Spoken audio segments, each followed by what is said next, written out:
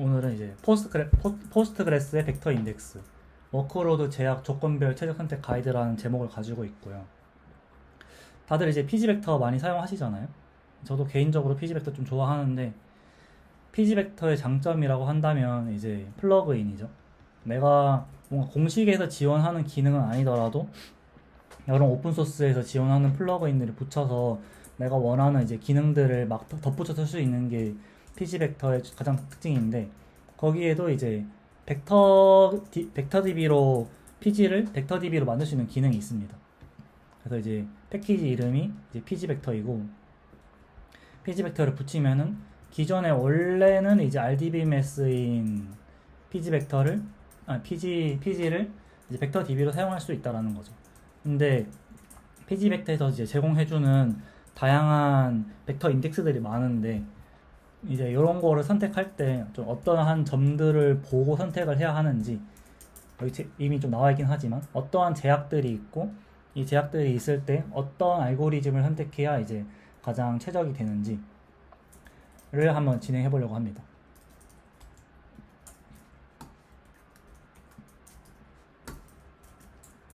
네.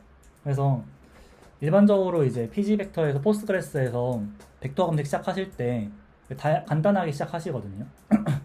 저도 그랬고, 예를 들어서 이제 인베딩 컬럼은 필수니까 테이블에 인베딩, 꼭 이름이 인베딩은 아니더라도 인베딩 컬럼을 추가하고, 이제 이런 식으로 이제 리얼리스트 네이버 쿼리를 실행한 다음에 이제 거리 기준으로 정렬을 하는 거죠. 이게 이제 거리를 측정하는 그런 이제 함수 같은 거라고 보시면 되겠고요. 근데 여기 이제 간단할 땐 잘 먹혀요. 근데 이제 워크로드가 실제 이제 서비스 수준으로 커지거나 점점 복잡해질수록 단순함이 이제 무너지기 시작한다는 거죠. 이제 뭐 원래는 뭐 몇천 개, 몇만 개 수준의 이제 테이블이 점점 커져서 뭐 수천만 개 로우를 가지는 테이블이 되고, 그리고 여기에다 추가로 이제 뭐 웨어절이 들어가면서 필터라고 하죠. 필터가 이 쿼리를 읽는데 그 쿼리 경로가 일부가 된다거나, 아니면은 뭔가 그런 쿼리 경로의 일부가 되는 뭐 그런 케이스가 있는 거죠. 아니면은 인서트가 엄청 많아질 수도 있죠. 내가 예상했던 것보다. 근데 이제 인서트가 들어오는 와중에도 이제 인덱스는 계속 빠른 상태를 유지를 해야 되잖아요. 근데 인서트가 계속 들어온다는 거는 이제 이 인덱스가 결국에는 리빌드 과정을 거쳐서 계속해서 변화한다는 이야기거든요. 그런 것도 고려를 해야 되고, 이런 상황에서 어떤 벡터 인덱스를 써야 가장 효율적일까요? 라고 이제 이렇게 질문이 날아왔을 때, 좀 수많은 벡터 검색 조언들이 약간 인덱스로 그 알고리즘부터 시작하는 것 같아요. 예를 들어서 뭐 알고리즘에는 잠시만요. 알고리즘에는 HNSSW나 뭐 IBF 플랫이나 아니면은 이제 뭐 디스크 ANN라던가, 잘 안 나오네요. 디스크 ANN이라던가 뭐 그런 알고리즘들이 있어요 라고 하는데, 유용한 출발점이긴 해요. 괜찮은데 이제 일반적으로 저희가 뭔가 실제 회사에서 업무를 할 때나 프로덕션 상황에서 이런 기술 스택, 이것도 기술 스택의 일부잖아요. 기술 스택을 고를 때 이렇게 뭔가 근본적인 거부터 이제 저희가 막 설명을 이해를 하고 지나가진 않잖아요. 가장 중요한 건 뭐다? 내가 지금 하고 있는 워크로드에 어떠한 제약이 있는지를 먼저 파악하고, 그 제약에 맞춰서 이제 어떤 것들을 선택하는지가 거의 대부분이잖아요. 그래서 벡터 인덱스를 선택하는 과정도 사실 똑같다는 거죠. 그래서 이런 제약들에는 뭐 뒤에서 말씀드릴 거긴 하지만, 뭐 메모리가 될 수도 있고, 리콜이 될 수도 있고, 뭐 쓰기 볼륨이 될 수도 있고, 뭐 필터 선택도가 될 수도 있고, 뭐 아니면은 뭐 다른 시스템을 추가하는 뭐 운영 비용이 될 수도 있고, 그런 여러 제약 아래에서 인덱스를 선택을 돼야 된다는 거죠. 그래서 가장 이제 우리가 올바른 인덱스라는 것은 결국에는 이런 워크로드가 가장 먼저 부딪히는 제약, 앞서 말씀드린 뭐 메모리나 리콜, 그런 거에 맞는 인덱스라는 거죠. 그러면 본격적으로 이제 인덱스 얘기를 하기에 앞서 가장 기본적인 내용인 서치에 대한 내용부터 먼저 간단하게 하고 들어가야 될 것 같은데요. 서치에는 이제 두 가지 종류가 있어요. 이그젝트 서치가 있고 어프록시메이트 서치가 있거든요. 말 그대로 이그젝트는 정확하게 찾는 거, 이제 어프록시메이트는 약간 좀 대략적으로 찾는 거, 그런 건데, 이그젝트 서치 먼저 보자면은 얘는 말 그대로 내가 원하는 뭔가 타깃 벡터가 있다고 쳤을 때 타깃 벡터 뭐 0.2라고 하고 땡땡땡 그런 벡터가 있다고 했을 때 그리고 내가 비교하고 싶은 뭔가 이제 테이블에 비교군이 있잖아요. 얘가 인덱스가 아니라 임베딩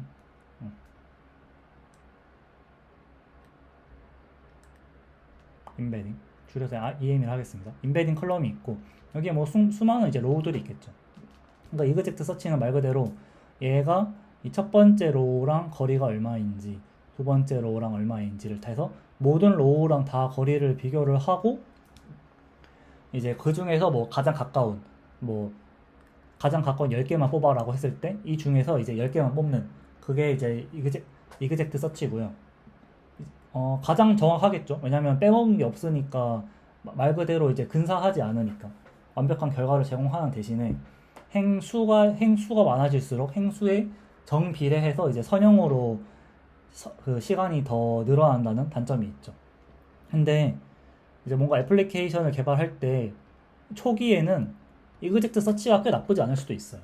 이게 항상 뭔가 복잡한 기술 스택부터 시작하는 것보다는 가장 간단하고 확실한 것부터 시작을 하고 한계에 부딪혔을 때 이걸 확장해 나가는 게 가장 기본이잖아요. 예를 들어서 뭐 지금 내가 보고 있는 데이터셋이 되게 크기가 작거나 아니면은 좀 생각보다 데이터셋에 대한 쿼리율이 낮다거나 아니면은 내가 지금 이 임베딩이 우리 애플리케이션에 맞는지 테스트 중이다, 이렇게 검증 중이라면은 이그젝트 서치가 이제 괜찮은 시작점일 수도 있다는 거죠. 그리고 이제 인덱스가 없죠. 이거는 인덱스가 없어서 인덱스 튜닝도 영향을 받지 않기 때문에 나중에 이제 근사 서치, 어프로시메이트 서치를 도입했을 때 이거 이제 이그젝트 서치 자체가 좀 중요한 베이스라인, 기준점이 될 수가 있어요.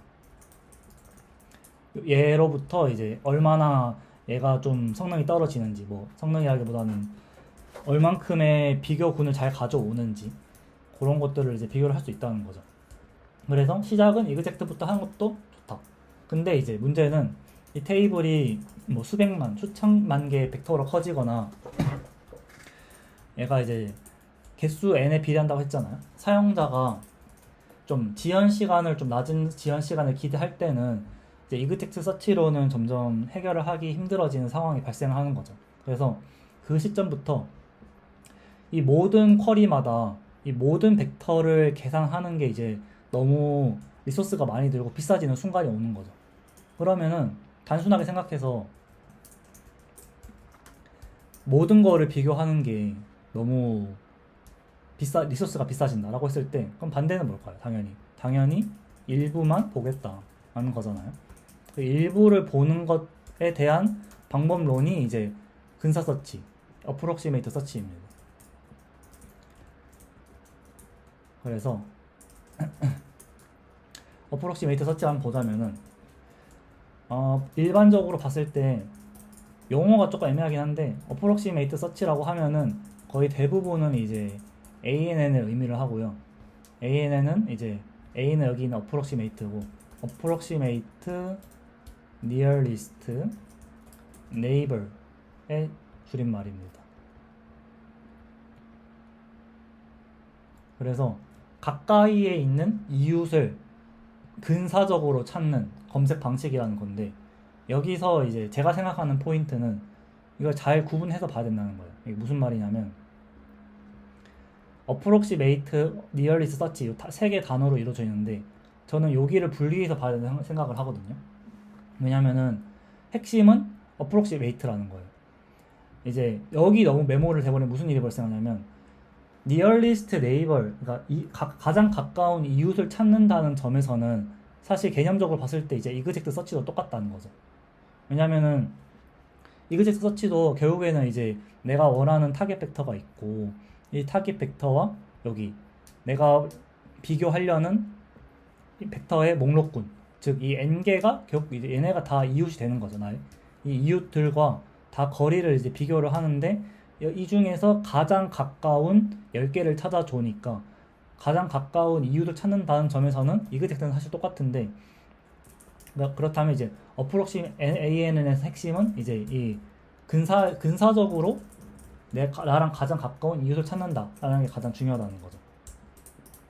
그래서 이제 좀 부가적으로 얘기를 하자면은 이 ANN을 구성하거나 보조하는 전략으로 이제 뭐 아시는 분들도 계시겠지만 압축이라던가 아니면 뭐 차원을 좀 축소한다던가 아니면은 검색하기 전에 애초에 뭐 후보를 축소한다던가 아니면은 뭐 랭킹을 다시 매긴다던가 뭐 이런 다양한 방법론들이 있지만 오늘 얘기할 건 아니라서 뭐 이런 것들이 있다 라고만 얘기를 하고 넘어갈 거고요. 그러면은 어떻게 이제 어프록시메이트 서치 ANN을 할 거냐, how 어떻게 할 거냐를 봤을 때 일부만 본다고 했잖아요. 결국에는 인덱스를 만들어서, 인덱스라 함은 이제 책에서의 뭐 목록이나 색인을 의미하죠. 목록이 아니라 목차는 색인을 의미하죠. 미리 조직되어 있는 이제 이런 인덱스를 만들어 둠으로써 이제 데이터베이스에 뭐 전체 테이블을 스캔하는 대신에 가장 유망한 애들만, 그러면 가장 이제 너희가 아마도 나랑 가장 내가 원하는 타깃 벡터와 가장 가까울 것 같아 라고 해서 유망한 애들만 이제 검색하게 하는 거죠. 그러면은 다 비교 안 하니까 당연히 훨씬 낮은 쿼리 지연 시간을 얻을 수 있겠죠. 이 말은 즉슨 빠르다. 근데 우리 세상이 이렇게 잘 돌아갑니까? 항상 빠르면 항상 트레이드 오프가 있죠. 덜 보기 때문에 덜 정확할 수밖에 없겠죠, 당연히. 이건 사실 너무 당연한 말인 거예요. 덜 정확한. 그래서 이제 이 뭔가 ANN이라는 게 뭔가 내가 원하는 결과가 있는데 이거를 무작정 빨리 하게 해주는 뭔가 그런 마법 같은 도구가 아니라 빨라지지만 좀 덜 정확한 결과를 주는 그런 트레이드 오프가 있는 이제 기술이다. 그런 거를 제공할 수 있는 일이다 라는 건데, 그러면 좀 손해를 보잖아요. 여기서 덜 정확하니까 이 손해를 얼만큼 손해를 봤냐를 부르는 용어가 그래서 앞서 말한 리콜입니다. 이제 리콜을 좀 단어를 좀 뜯어봤을 때 저는 이제 뭔가 이런 개념이 있을 때 이 단어 자체를 단어나 용어를 뜯어보는 걸 되게 좋아하거든요. 얘는 리콜이잖아요. 결국에는 다시 부르다라는 거죠. 그러면은 뭔가 내가 원하는 뭔가 이렇게 저장소가 있는데 이 저장소에 있는 거를 안에 문서들이 막 들어있겠죠. 이런 거를 얼마나 다시 잘 불러왔는가 라는 말인데, 여기서 이 다시라는 거는 결국에는 첫 번째가 아니라는 거죠. 그래서 그 이전에 불러왔던 뭔가 이력이 있다라는 거잖아요. 뭔가 이전에 불려왔던 이전 콜이라 할게요. 불러왔던 적이 있다는 건데, 이게 바로 뭐냐면은 앞서 말씀드렸던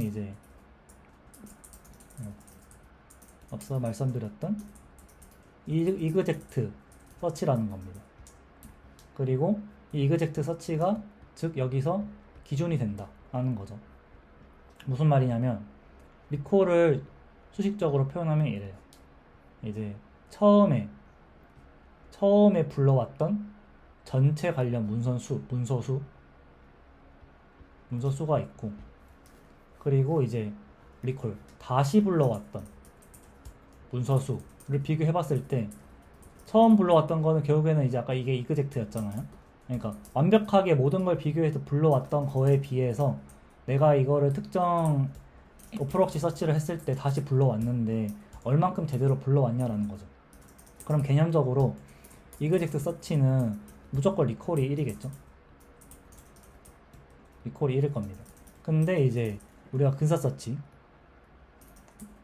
어프록시메이트 서치를 했을 때는 얘가 1보다 작겠죠. 1이 될 수는 없을 거고 다를 보는 건 아니니까. 그래서 이제 이 검색 속도와 이 리콜 간에서 검색 속도는 최대한 빠르게, 내가 할 수 있는 최대한 빠르게 하되 이제 리콜을 높인다.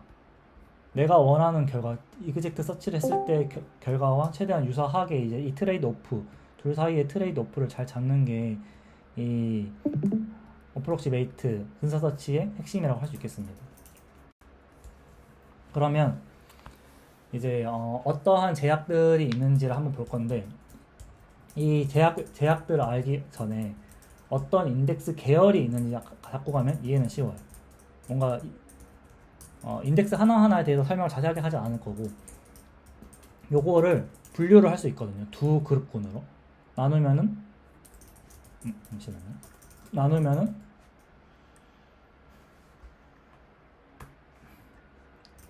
이렇게 됩니다.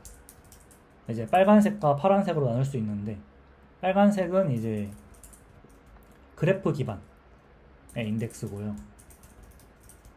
파란색들은 파티셔닝 계열의 인덱스입니다. 이 친구들은 이제 파티션. 그래서 이제 빨간색부터 보자면은 이 그래프 기반 인덱스가 벡터 하나하나를 이렇게 점으로 보고 이제 가까운 벡터끼리 연결을 해놔요. 이런 식으로 뭐 이렇게 돼 있을 수도 있고, 이렇게 연결을 해둔 다음에 특정 쿼리가 들어왔을 때 이제 이거를 쭉쭉쭉 따라가면서 가서 얘를 따라가면서 가장 가까운 후보를 찾는 그런 알고리즘이고, 당연히 이제 이 간선들을 연결을 여러 번 따라가야 하므로 이 필요한 그래프 데이터가 얘네 전체가 이제 메모리에 있을 때 특히 강하다는 특징이 있습니다. 근데 이제 얘네 이 파티션 계열 친구들은 이 공간을 이제 파티션 나눈 공간 파티셔닝 계열이라 하고, 이 벡터 공간, 내가 뭔가 원하는 이런 벡터들이 이렇게 쭉 있을 때 이거들을 특정 뭐 영역으로 나누든 뭐 특정 뭐 리스트로 나누든 이런 식으로 해서 파티션을 나눠두고 내가 쿼리가 들어왔을 때 내가 어떠한 이제 파티션을 먼저 봐야 하는지를 골라서 하나를 고른 다음에 이제 그 파티션 안에 있는 영역들만 보는 이제 계열이 파티션 계열이에요. 그래서 이제 얘는 상대적으로 전체를 다 보지 않아도 돼서 메모리랑 이제 뭐 이런 쓰기 부담을 줄일 수는 있는데, 이제 이 영역을 어떻게 나누는지는 이제 사람이 튜닝하는 영역이기 때문에 어떠한 영역을 볼지 이제 튜닝이 좀 더 많이 들어가고 좀 튜닝에 예민하다는 단점이 있죠.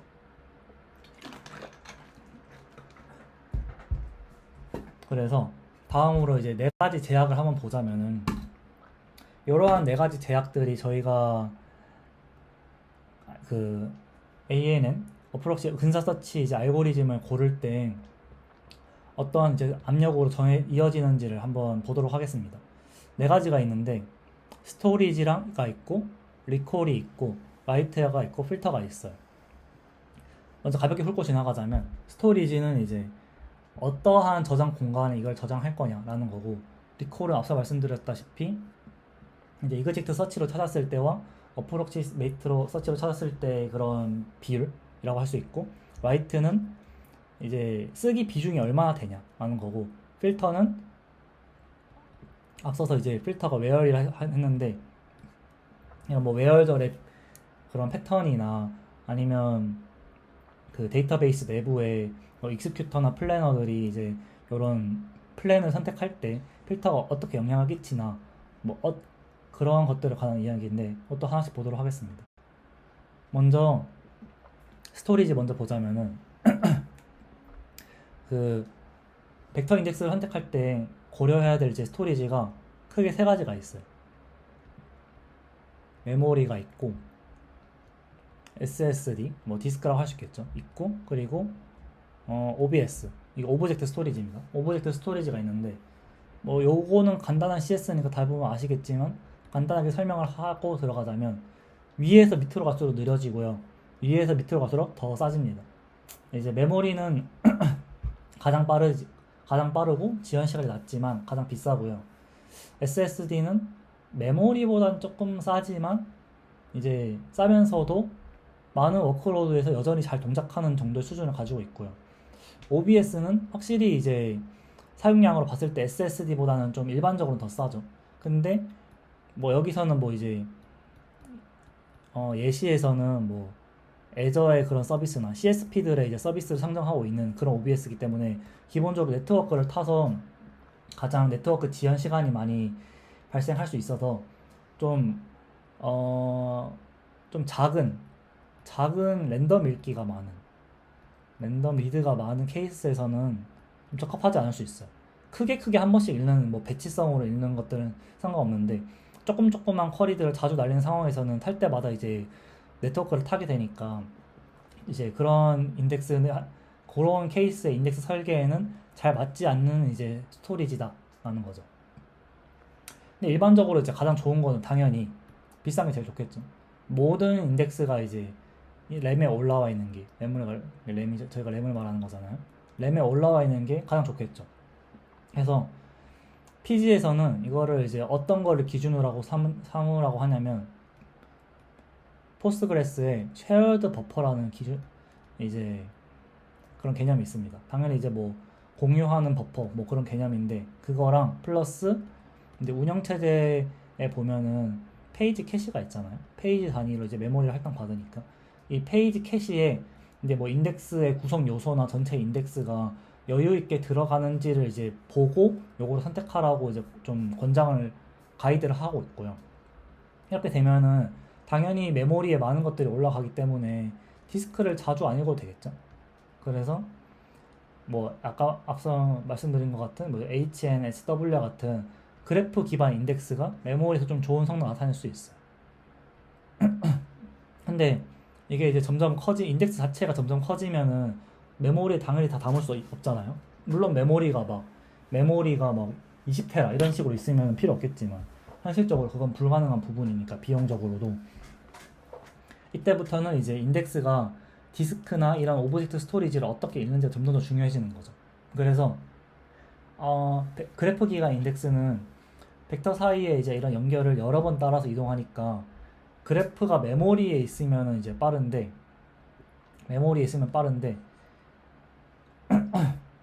각 이동 그 노드 한 번 한 번이 디스크 읽기로 이어지면은 이제 비용이 좀 기하급수적으로 많이 커진다는 그런 단점이 있죠. 근데 뭐 IVF 플랫이나 그런 이런 파티셔닝 기반 인덱스들은 벡터를 이제 여러 영역으로 묶어두고 그중 유망한 애들만 스캔을 한다고 했었잖아요. 그래서 상대적으로 메모리 부담은 줄일 수 있어요. 그리고 이제 대신에 앞서 말씀드렸다시피 어떤 영역을 본을 정하는 튜닝이 굉장히 중요해진다 라는 겁니다.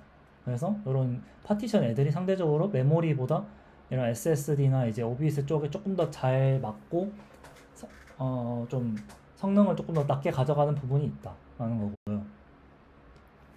두 번째는 이제 리콜입니다. 리콜은 뭐 개념은 앞서 말씀드려서 이해하셨을 거라 생각하고 근사 검색이 이제 이그젝트 서치에 얼마나 가까운지를 측정하는 건데 당연하겠지만 리콜이 높다 이 말인 즉슨 당연히 큰 비용이 높다는 얘기겠죠. 예를 들어서 뭐 리콜을 높이기 위해서라면 그러면 더 많은 후보를 검사하거나 아니면은 그래프 순회를 더 많이 하거나 아니면은 뭐 파티션 같은 경우에는 더 많은 파티션을 이제 스캔하거나 그런 과정들이 필요하기 때문에 더 많은 비용이 필요하다는 거고 이제 어플리케이션 특성마다 다른 게 어떤 앱에서는 뭐 앱 A라는 게 있다고 쳐봐요. 앱 A 어떤 애플리케이션에서는 레이턴시만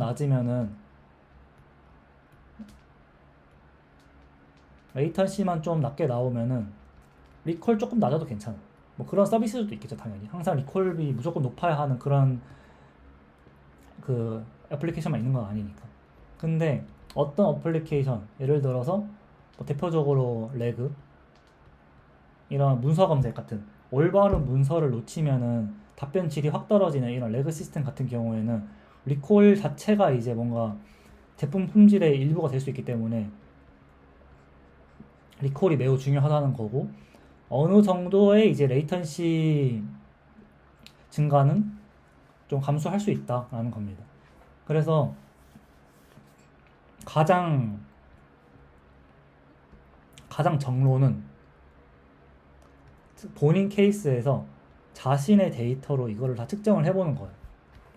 예를 들어서 뭐 인베딩 모델의 수라던가, 인베딩 모델이 뭐라던가, 아니면 이제 뭐 차원의 수라던가, 아니 뭐 필터가 어떻게 걸려 있다거나, 아니면 뭐 쿼리 분포가 어떻냐, 이런 것들이 모두 이제 결과에 영향을 주기 때문에 같은 지연 시간이나 검색 비용 앞에서 이제 높은 리콜을 목표로 하고 하는 것이 맞고, 이제 일반적으로 봤을 때 뭐 워크로드가 내가 좀 리드가 많다라고 했을 때는 뭐 HNSW처럼 그래프 따라서 후보를 좀 넓게 탐색하는 방식이 유리할 수 있고, 근데 리콜을 조금 손해를 보더라도 이제 뭐 메모리나 쓰기 비용을 줄이고 싶다, 그럼 반대로 이제 IVF 플랫 같은 그런 좀 더 가벼운 방식을 검토할 수 있는 거죠.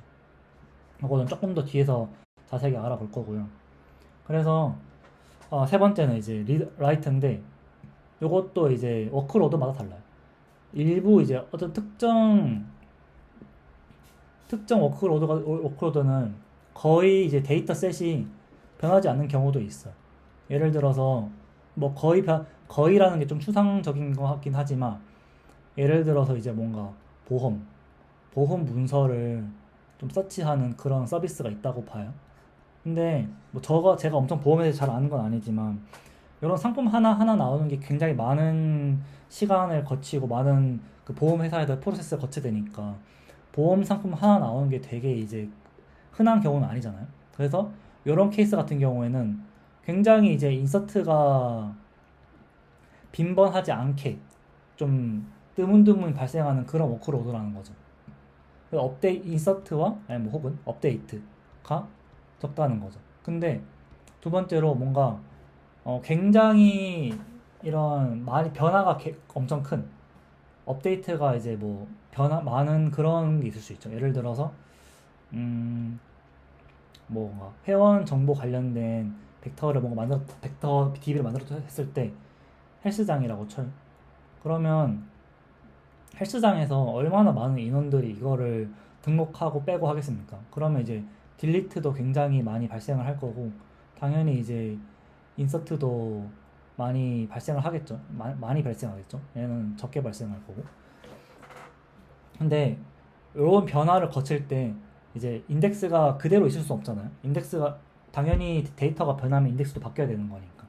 그래서 이런 인덱스가 많이 변화하다는 거는 리드의 이제 읽기에 이게 영향을 끼칠 수 있다는 건데, 뭔가 그래서 높은 리콜에 읽기 최적화된 그런 구조, 그렇게 최적화된 구조는 쓰기 또는 유지 보수 비용이 더 높을 수 있다는 거죠.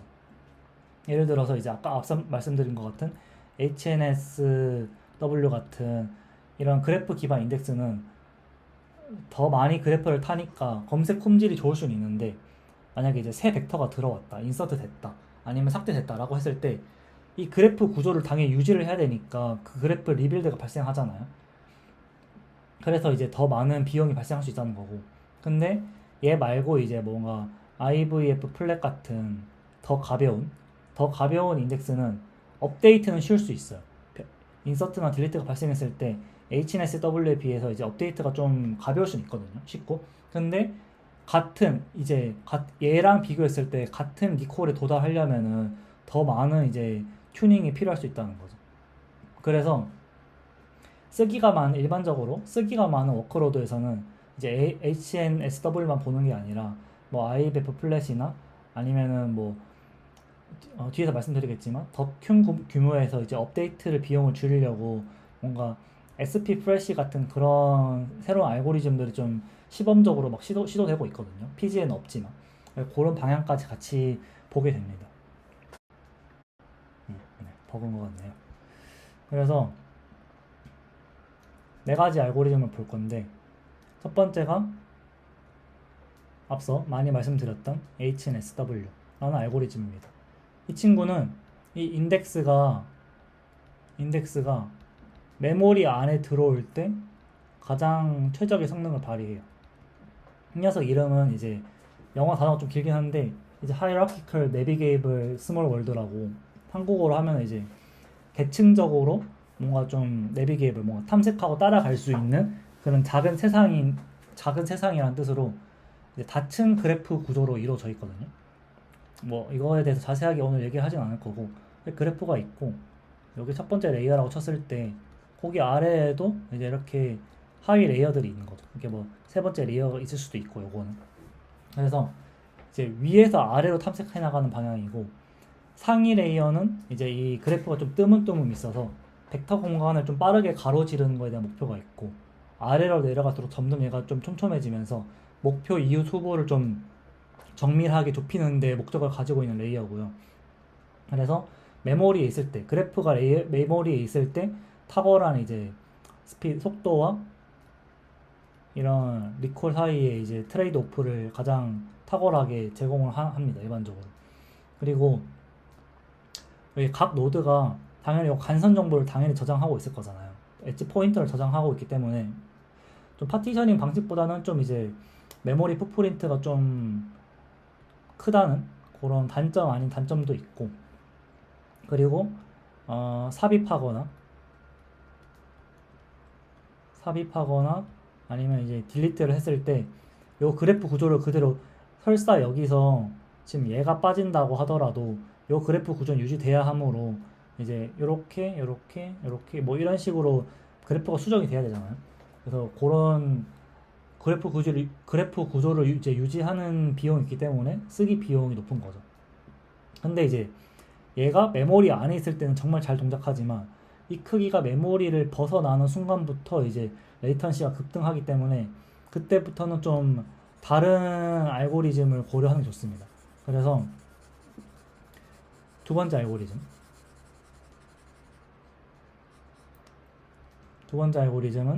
이제 IFV, 이것도 좀 앞에도 언급을 자주 했는데 IFV 플랫입니다. 이 친구는 이제 inverted file flat 이라는 의미로 어떤 케이스에서 많이 쓰냐면, 내가 메모리도 좀 소중하고 쓰기 비용이 중요해. 이런 경우에 추천드리는 알고리즘이고요. 간단한 원리는 벡터 공간, 내가 뭔가 이렇게 원하는 벡터가 있는데 얘를 내가 원하는 기준의 리스트로 이제 파티션이죠. 파티션으로 분할을 하고 쿼리할 때 이제 이 리스트 중에서 유망한 리스트만 탐색을 하는 거고, 당연히 그래프 구조나 그런 복잡한 구조가 없기 때문에 HNSW에 비해서 빌드나 유지 비용이 낮고, 삽입을 하더라도 이제 그래프를 업데이트 안 하고 어떤 새로운 애가 들어왔을 때 너 여기 들어가 라고만 하면 된다는 거죠. 근데 이제 당연한 말이겠지만 그렇게 쉬운 만큼 리콜이 이제 리스트가 몇 개로 유지될 거냐, 혹은 이제 프로브라는 게 있는데 몇 개의 리스트를 볼 거냐거든요. 예를 들어서 여기 리스트가 총 10개가 있다고 쳤을 때 프로브 다시 3이라는 거는 나는 최대 10개 리스트 중에서 이제 3개만 유망한 것 하나, 둘, 셋 이렇게만 골라서 볼 거야 라는 건데, 요 값 튜닝에 이제 리콜이 꽤나 민감하기 때문에 프로브가 올라가면 당연히 이제 리콜이 올라가겠지만 거의 이그젝트 서치에 점점 가까워지는 그런 모습을 가지겠죠. 그래서 이런 낮은 메모리과 이제 좀 낮은 유지 비용을 얻는 대신에 내 튜닝에 대한 프로브와 리스트 수에 대한 그런 튜닝에 대한 책임감이 커지는 그런 알고리즘이라고 할 수 있겠습니다. 그리고 세 번째는 이제 디스크 ANN이라는 친구인데요. 디스크 ANN인데 이 친구는 인덱스가 메모리를 초과할 때 제일 좋아요. 아까 이제 이거는 마이크로소프트 리서치에서 개발한 이 친구도 이제 그래프 기반 알고리즘이거든요. 그래서 아까 HNSW의 단점이 그 그래프가 메모리를 초과하면 되게 성능이 많이 확 안 좋아진다고 했었잖아요. 근데 이 친구는 애초부터 설계가 태생이 이제 디스크 메모리에 다 올라가지 않는 디스크 I/O를 상정한 그런 알고리즘이라서 그래프 기반 알고리즘이지만 이제 대규모 데이터셋 디스크에 램에 다 올라오지 않는 대규모 데이터셋에서도 충분히 잘 동작하는 친구다 알고리즘이라는 겁니다. 그래서 방식은 뭔가 탐색을 안내하기 위한 뭔가 압축 정보들이 있어요. 뭔가 메타 같은 것들이겠죠. 압축 정보가 있고 그거는 메모리에 올라와 있습니다. 그리고 램에 이제 다 올라오지 않는 뭔가 그런 전체 인덱스나 실제 데이터들은 이제 디스크에다가 뭐 그래프나 인덱스나 이런 것들은 디스크에다가 저장을 하는 그런 방식이고요. 당연하지만 파티셔닝 그래프 방식이기 때문에 파티셔닝 방식보다 업데이트 비용은 높겠죠. 근데 이제 대규모 읽기 중심 워크로드에서 이제 디스크 인식 인덱스의 기준을 제시할 만큼 잘 동작하는 거기 때문에 상대적으로 파티션이랑 조합만 안 좋아할 수 있겠지만 그래프 기반에서는 이제 이 친구가 굉장히 좋은 알고리즘이다 라는 겁니다. 그리고 마지막으로 소개될 알고리즘은 실제로 뭔가 지금 포스트그레스에 적용된 알고리즘도 아니고 많이 사용하고 있는 알고리즘은 아닌데 이런 노력도 있다 라는 거에서 소개를 드리자면 SPFresh라는 알고리즘이 있거든요. 이게 어쩔 수 없이 결국에는 뭐 아까 말씀드렸던 뭐 디스크 ANN이라던가 IVF 플래시라던가 HNSW라던가 결국은 다 ANNU에 속하는 거잖아요. 어프록시메이트 자체가. 근데 이 친구의 고질적인 문제가 결국에는 이제 인설트나 딜리트가 굉장히 이제 빈번하면은 어쩔 수 없이 인덱스 리빌드가 발생할 수밖에 없거든요. 어쩔 수 없이 인덱스 리빌드 안 하면 어차피 잘못된 인덱스인데 그게 안 할 수는 없잖아요. 그래서 이거를 뭐 주기적으로 전체를 재빌드 하거나 뭐 당장 하는 건 아니더라도 아니면은 좀 늦게 할 거다라고 하면은 좀 오래된 인덱스 상태를 좀 감수해야 하는 그런 단점들이 있죠. 그래서 이것도 이제 마이크로소프트에서 개발한 알고리즘인데 파티셔닝 방식을 기반으로 하고 있어요. 이 친구도 파티셔닝 기반이긴 하고 근데 이제 전역 재빌드 없이 파티션을 점진적으로 재조정하는 방식이거든요. 예를 들어서 간단하게 얘기했을 때 이런 식으로 파티션이 나와져 있다고 쳤을 때 여기 안에 막 벡터들이 안에 막 들어있겠죠. 근데 이게 정확한 이제 뭔가 알고리즘 같은 건 조금 더 자세하게 말씀드려야겠지만 그림만으로 봤을 때 어떤 느낌이냐면은 여기에 새로운 친구가 추가됐어요. 그러면은 여기랑 맞닿아 있는 요 부분만 이제 재조정하는 그런 느낌이라고 보시면 되거든요.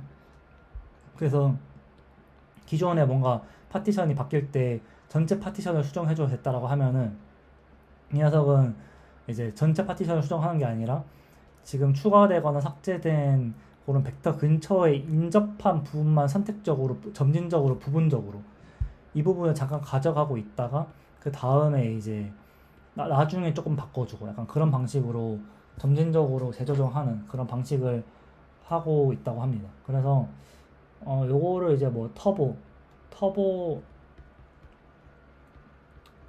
퓨퍼라는 그런 외부 시스템에서 이미 이제 이거를 적용하고 있다라고 하더라고요. 그래서 뭔가 하고 계신 프로젝트에서 엄청나게 이제 인서트나 딜리트가 잦은 그런 데이터셋을 가지고 있다라고 한다면은 이런 거 한번 한번 검토해 보시는 게 좋을 것 같습니다. 그리고 마지막으로 이제 간단 가이드인데요. 그래서 다 알겠어. 좀 간단하게 말해주면 안 돼? 라고 한다면은 워크로드에 따라서 이제 간단 가이드를 그래도 제공을 해드릴 건데 처음은 데이터셋이 작잖아요. 저희가 뭔가를 할 때 항상 바로 큰 데이터셋으로 하는 경우가 많지 않으니까 작은 데이터셋 아니면 이 검증 단계에서는 이그젝트 서치를 쓰세요. 일단은 이그젝트 서치를 쓰고 이건 단순하고 정확하고 ANL 리콜 기준선으로 나중에 쓸 수 있고요. 근데 이걸 하다 보면은 본격적으로 이제 좀 리드가 지배적인 벡터 서치를 하고 싶다라는 순간이 오잖아요. 그러면 pg 벡터를 사용하시고 거기에 기본으로 이제 HNSW가 내장이 되어 있거든요.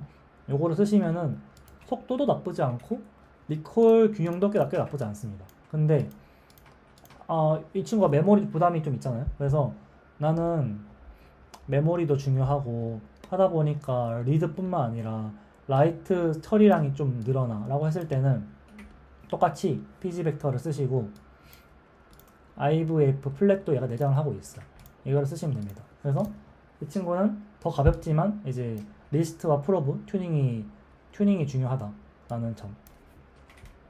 근데 이제 저는 하다 보니까 이 인덱스가 메모리 안에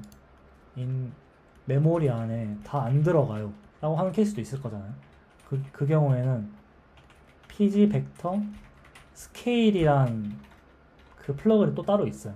여기에 가시면은 뭐가 있냐면 스트리밍 디스크 ANN이라는 또 이제 알고리즘을 얘가 기본으로 제공을 해주거든요.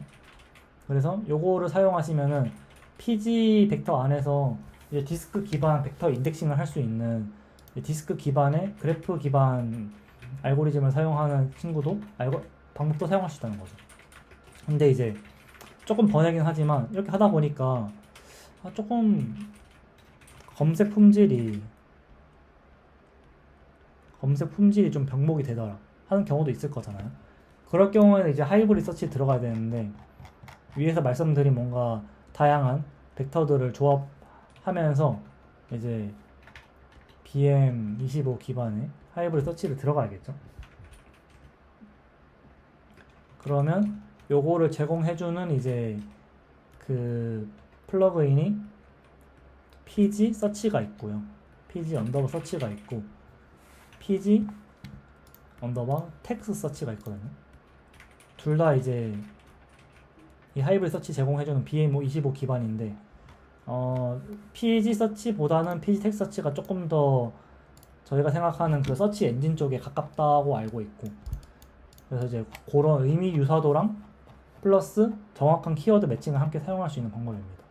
그래서 이렇게 요 흐름을 따라 가지고 이제 pg 스택과 알고리즘을 적용해서